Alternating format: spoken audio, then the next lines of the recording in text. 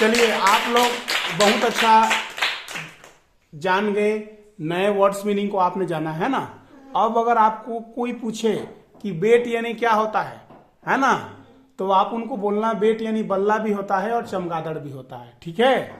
कोई पूछे रिंग यानी क्या होता है, तो आप उनको बोलना रिंग यानी घंटी भी होता है, रिंग यानी अंगूठी भी होता है ना।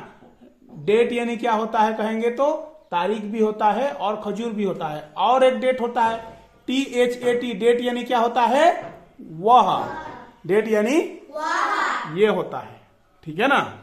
तो नए नए शब्दों को आपको रोज सीखना है, ठीक है ना।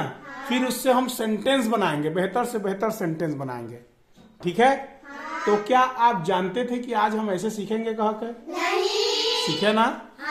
अच्छा लगा? चलिए, बहुत सुंदर।